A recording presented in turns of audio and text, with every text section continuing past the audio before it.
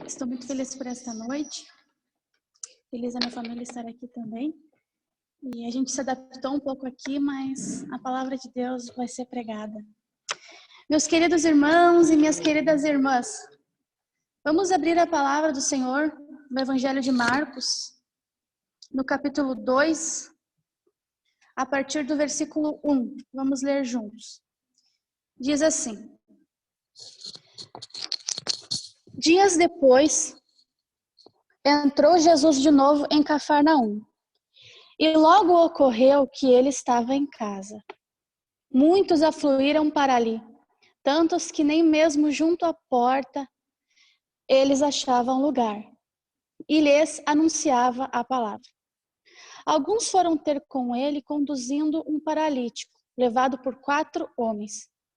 E não podendo aproximar-se dele por causa da multidão, descobriram o eirado no ponto correspondente ao em que Jesus estava, e fazendo uma abertura, baixaram o teto em que jazia o doente.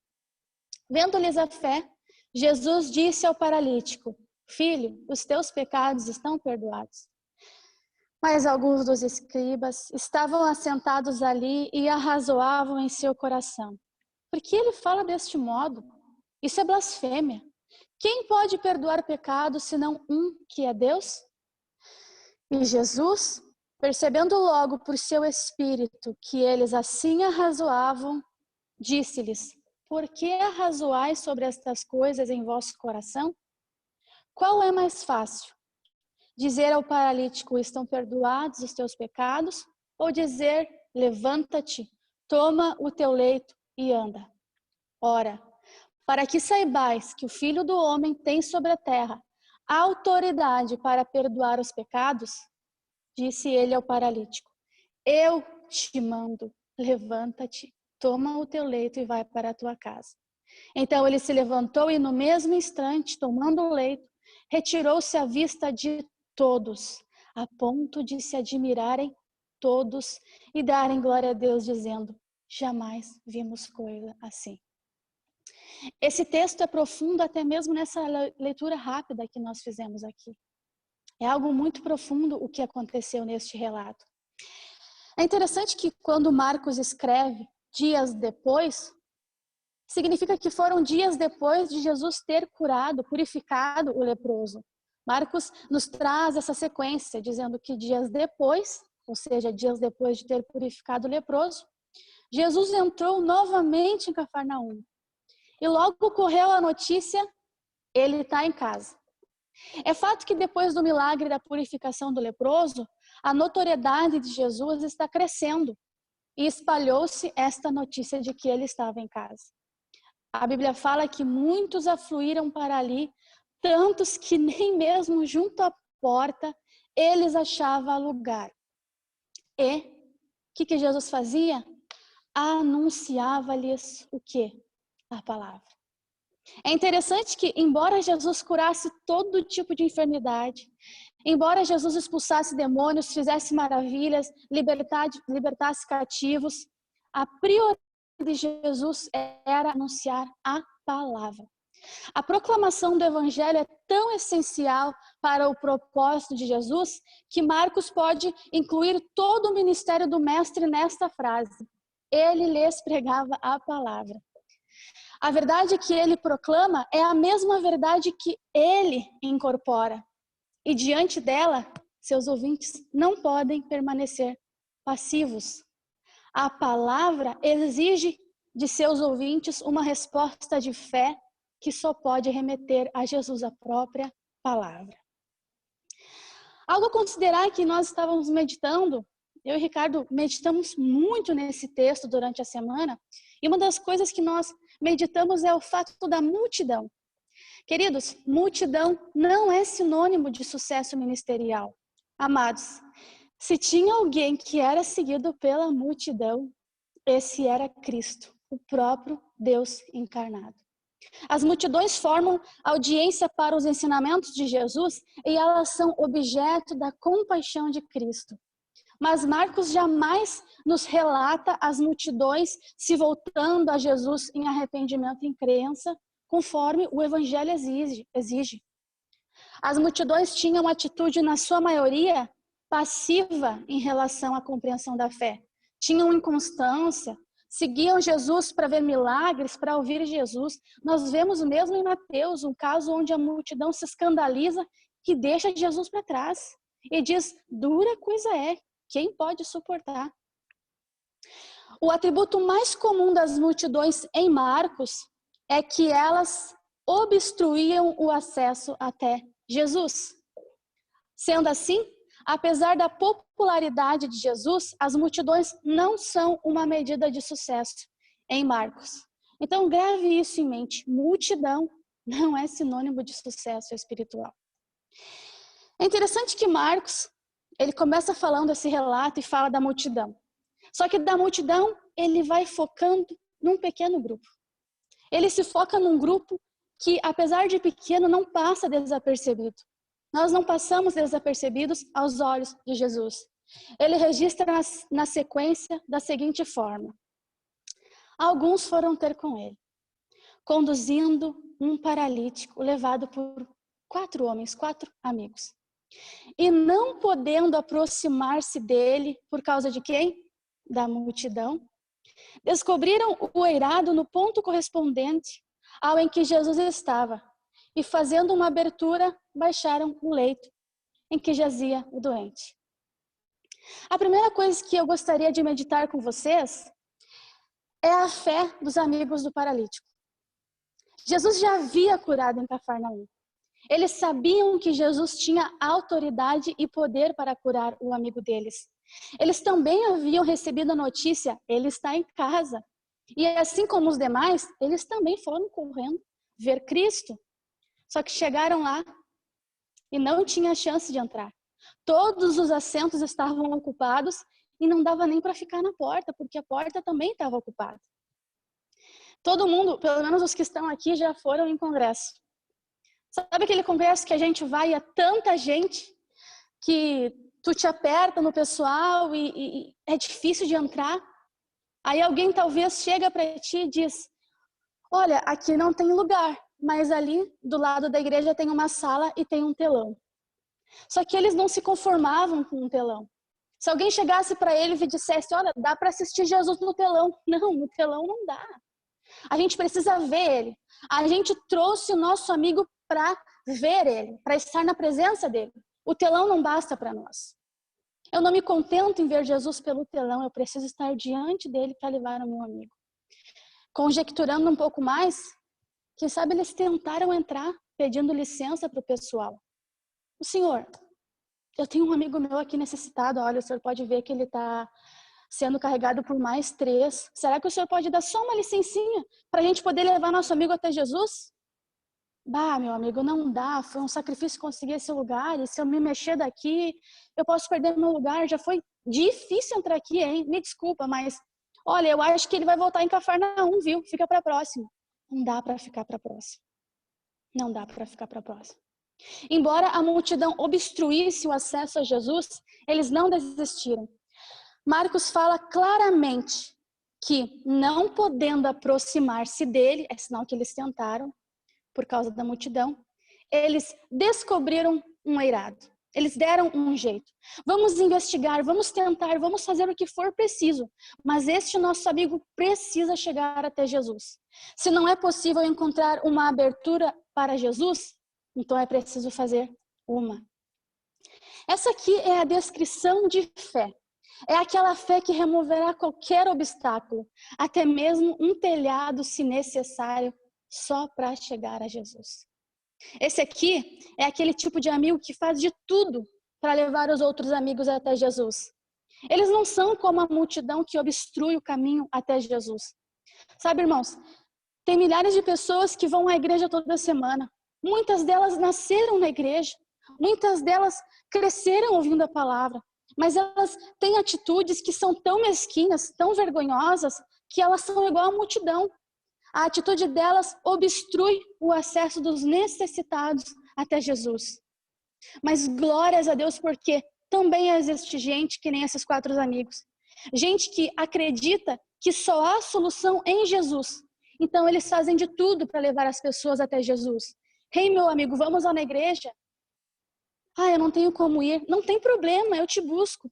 Ah, mas eu estou com problema, sim, estou desanimado. Eu te carrego, mas vamos. Vamos porque você precisa de Jesus.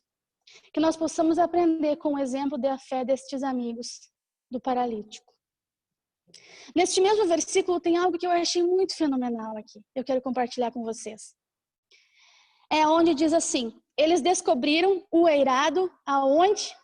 No ponto correspondente ao em que Jesus estava.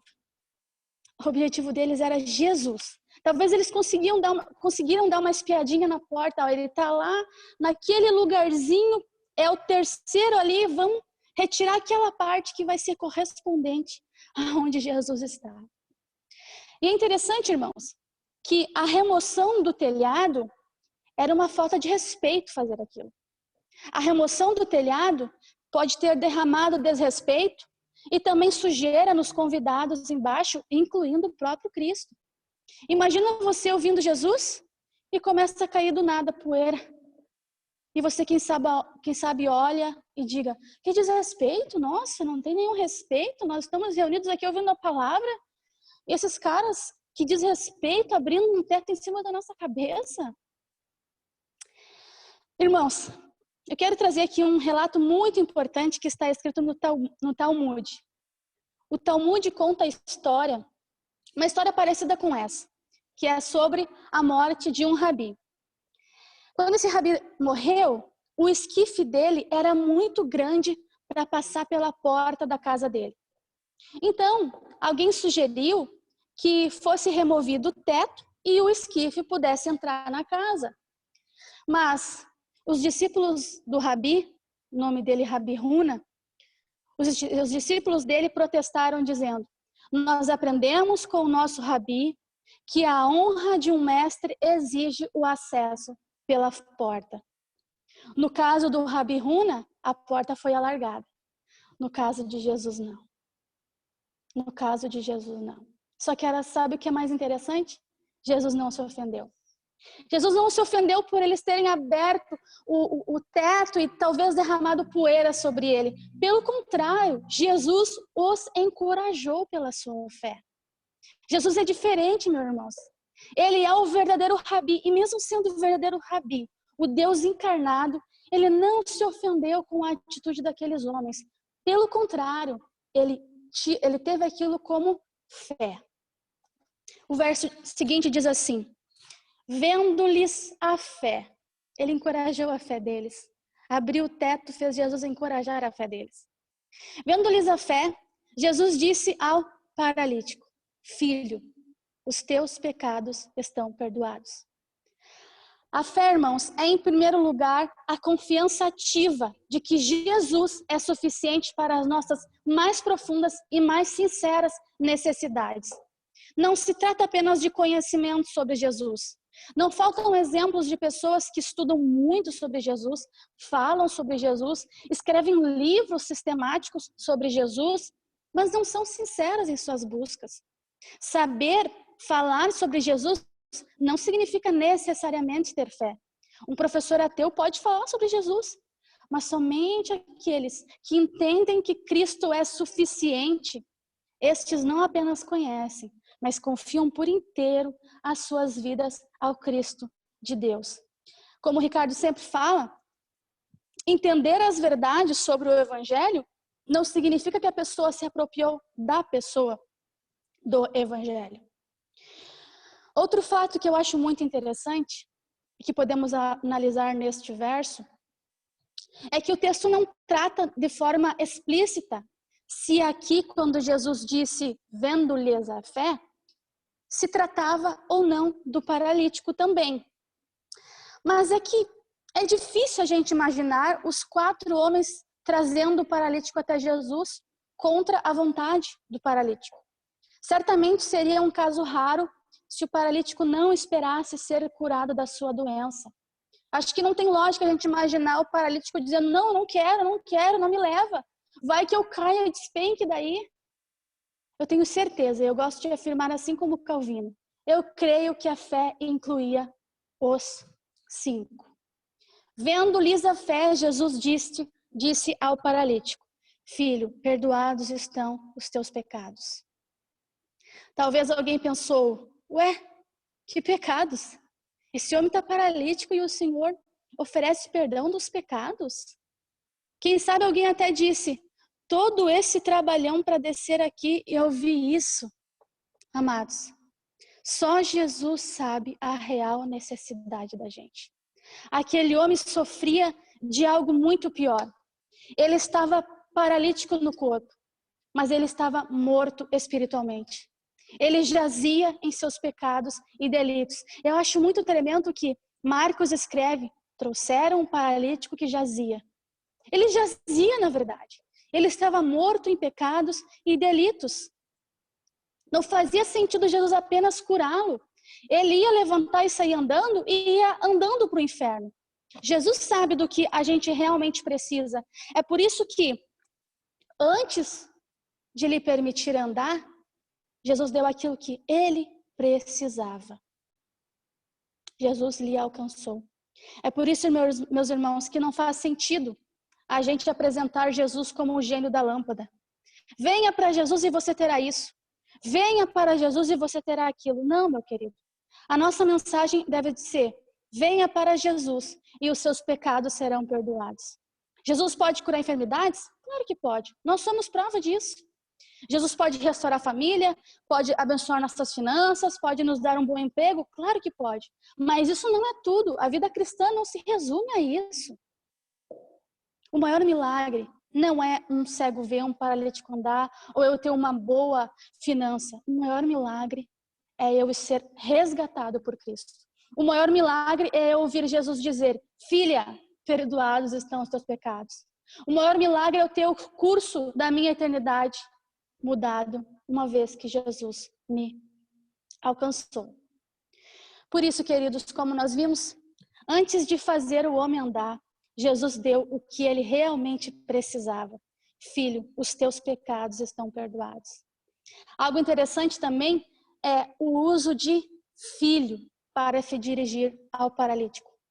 Provavelmente reflete o termo hebraico beni, que significa meu filho. É mais do que um termo afetuoso ou carinhoso, embora seja isso também. É basicamente um termo de um superior que age com autoridade e benevolência ao seu subordinado. Meu filho. Meus irmãos, quantos de nós, calejados, aleijados pela estrada da vida por causa dos nossos pecados, um dia fomos encontrados por Cristo e Ele nos disse, meu filho, minha filha, perdoados estão os teus pecados. Essa frase mudou o curso da nossa eternidade, assim como mudou o curso da eternidade deste homem. É interessante que enquanto nós estamos aqui do texto e nos maravilhando com a beleza da graça, Marcos vem e nos interrompe com o drama do grupo dos escribas. Se na cura do leproso a graça foi escandalosa, agora aqui o escândalo para eles era a autoridade de Jesus sobre perdão dos pecados. E Marcos nos diz assim, mas alguns dos escribas estavam assentados ali. Só um ponto aqui. Não tinha nem como entrar, né? A porta estava lotada. Mas os queridos estavam sentados lá dentro, pertinho de Jesus. Com certeza foram um dos primeiros a chegar lá, quando souberam que Jesus estava por casa. Alguns dos escribas estavam assentados ali e arrazoavam em seu coração. Por que fala ele deste modo? Isso é blasfêmia. Quem pode perdoar pecados, senão um que é Deus? Quem pensa que ele é? Só Deus pode fazer isso. Eles estavam certos. Só Deus pode fazer isso. E é por isso que Jesus o fez.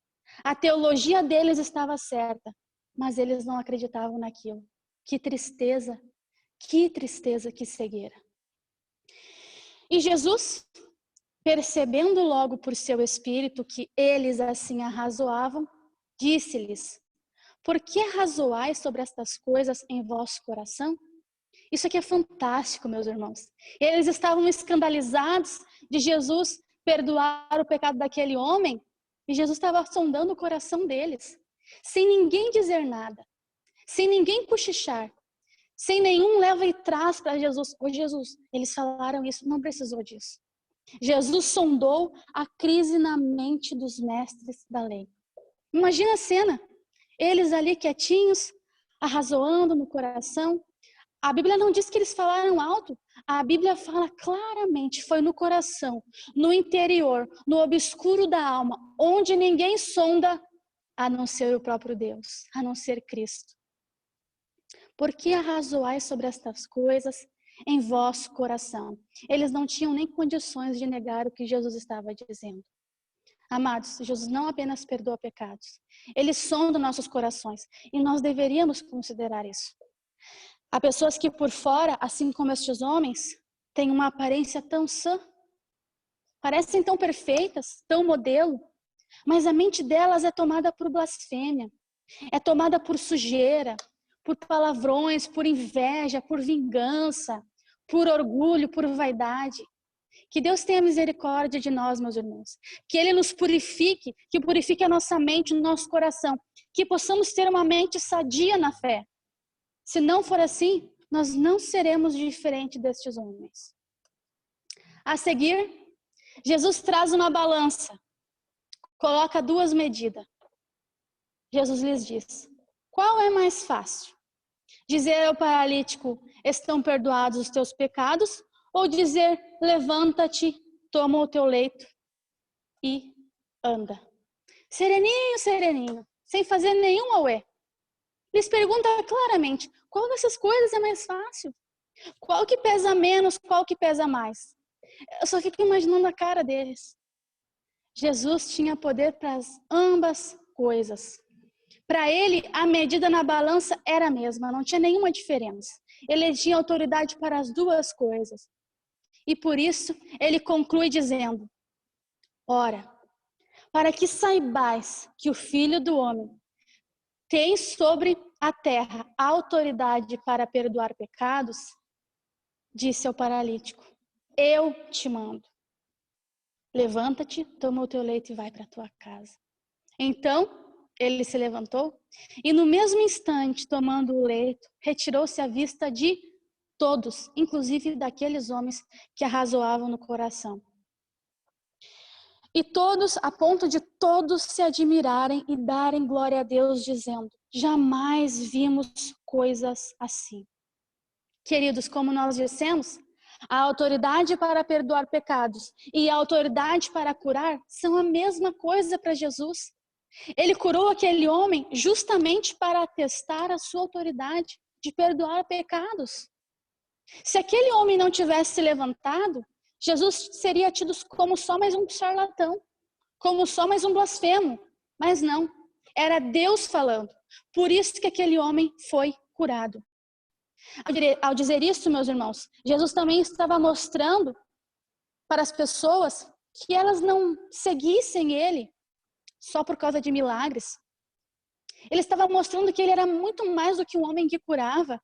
Ele estava mostrando que ele era um homem que fazia muito mais do que levantar paralítico, purificar leproso. Ele estava dizendo, eu posso perdoar pecados. Jesus não queria que a multidão saísse dali e fosse de novo atrás dele por causa de milagre, por causa de cura, por causa disso, por causa de aquilo. Ele queria que as pessoas vissem que ele tinha autoridade para limpá-las dos seus pecados, para restaurá-las da atrofia espiritual que elas estavam vivendo. Amados, a singularidade deste evento é ecoada na exclamação da multidão. Nunca vimos nada igual. Talvez você me pergunte, e o paralítico? Você não vai falar sobre o paralítico? O foco não é o paralítico, ele saiu andando. O foco é a autoridade de Jesus, tanto sobre enfermidade quanto perdoar pecados. Queridos, para concluir, eu gostaria de encerrar com a seguinte reflexão. Primeiramente, que nós possamos, assim como o Mestre, falar da palavra. Jesus era a própria palavra, Jesus era o Deus encarnado. E ele falava da palavra. Não vamos nos atrever a falar dos nossos achismos ou falar coisas que a Bíblia nunca prometeu. Vamos falar da palavra, o evangelho do reino. É disso que as pessoas precisam. Seja para uma, seja para duas, seja para uma multidão. Falemos da palavra. Que possamos também aprender com a fé dos amigos do paralítico. E aí que possamos também buscar levar pessoas a Jesus, mas também crendo firmemente que Jesus agirá. Vocês já pensaram se eles tivessem incerteza? Se eles não tivessem tanta certeza assim na suficiência de Jesus? Talvez eles não teriam feito todo aquele esforço que fizeram para descer o amigo. Que nós sejamos assim, que nós sigamos este exemplo. E anexado a isso, que nós também possamos apresentar a nossos amigos o verdadeiro Jesus. Não o Jesus que é pregado em muitos lugares, que mais parece um banqueiro, um santo casamenteiro, um Papai Noel. Não. Vamos apresentar o Jesus que perdoa o pecado. O Jesus que muda a eternidade. Ele cura, mas se Ele quiser. Se Ele não quiser, amém, Ele é Deus. Ele continua sendo Deus. Ele sabe a real necessidade do pecador. E a real necessidade do pecador não é um carro novo, não é uma casa nova. A real necessidade do pecador é perdão dos pecados e salvação mediante a Cristo. Outro ponto que eu quero concluir, que possamos também, irmãos, consagrar nossos pensamentos a Deus. Muitos de nós, talvez, não blasfemam com as palavras dos escribas, mas muitos de nós têm ferido a lei de Deus através de pensamentos perversos, como aqueles que eu citei. E como eu disse, nós devemos considerar o Deus que sonda. Ele é o Deus que sonda o mais íntimo do nosso coração. Se você tem tido pensamentos que desagradam a Deus, peça perdão para Deus e mude.